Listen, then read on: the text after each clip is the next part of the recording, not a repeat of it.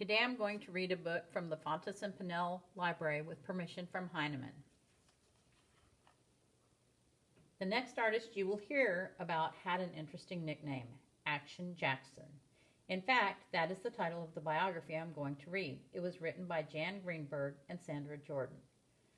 What kind of person comes to your mind when you hear the name Action Jackson? The artist's actual name is Jackson Pollock. Jackson is the subject of this biography. Why was he called Action Jackson? There's a little disclaimer at the front of this book.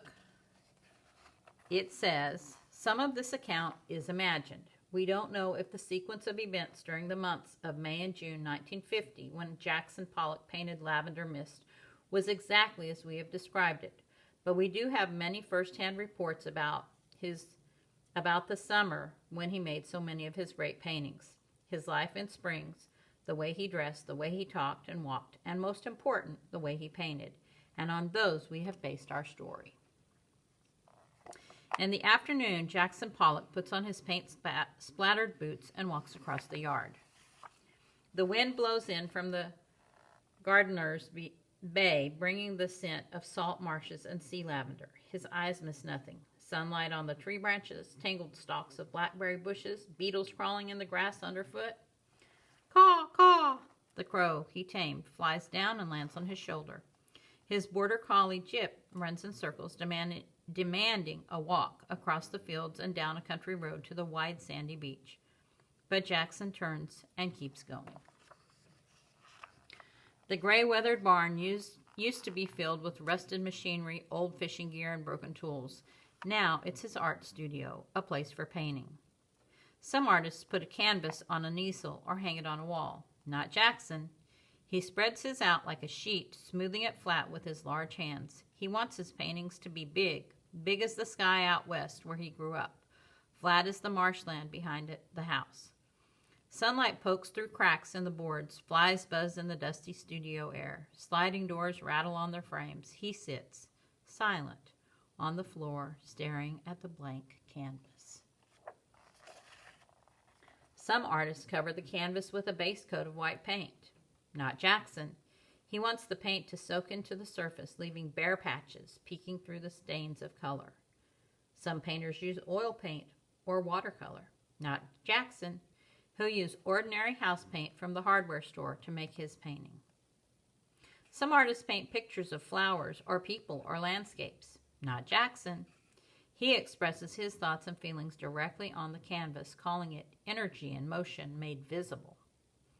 And still he sits, surrounded by the cans of enamel, brushes stiff with dried paint, knives, sticks, a spatula, and canvases, waiting.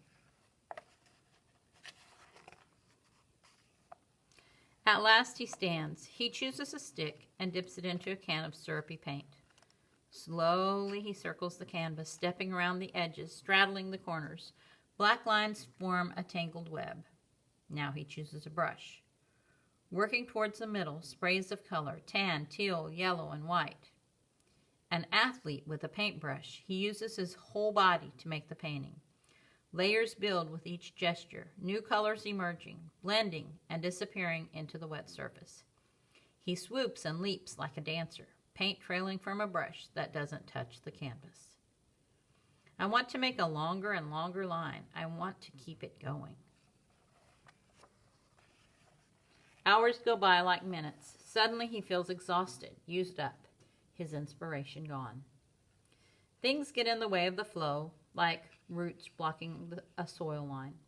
He puts down the brush and goes into the house to help make supper, his mind filled with thoughts about the wet painting back on the studio floor.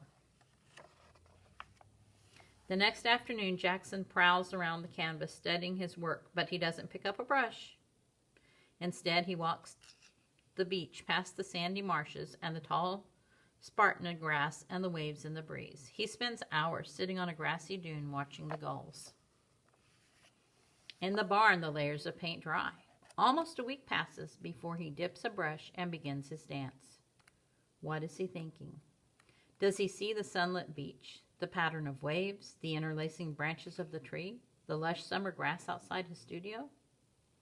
I don't know where my pictures come from. They just come, and the paint flows. Like the Native American sand painters he saw as a boy out west, he moves around the canvas, coaxing the paint into loops and curves. On the floor, I am much more at ease. I can walk around it, work from the four sides, be in the painting. Fireworks splatter of rosy pink, twisting ropes of white, spangles of silver, a lavender glow where pink and blue black meet. Jackson listens to jazz recordings in the evenings. He likes musicians who improvise, inventing their own melodies as they play. While he paints, the notes spin over and over in his memory, swish and swish again.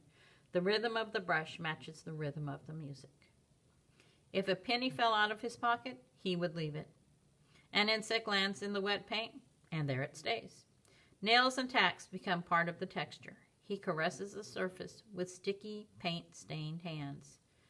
Then one, then two handprints across the canvas.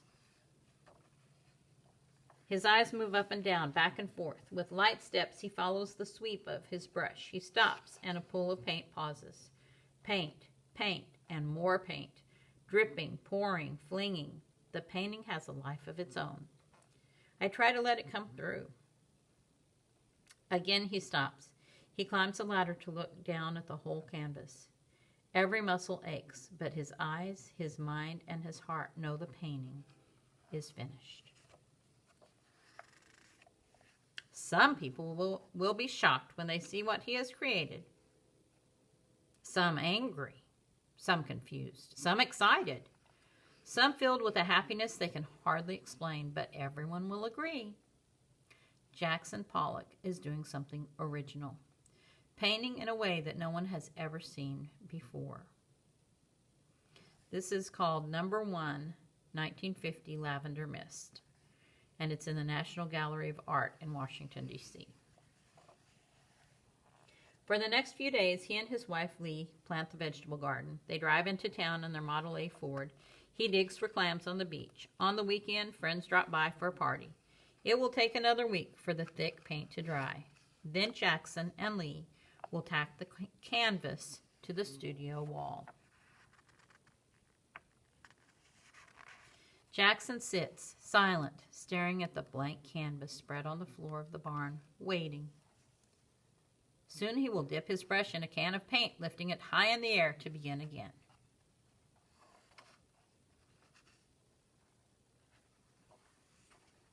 That is interesting painting.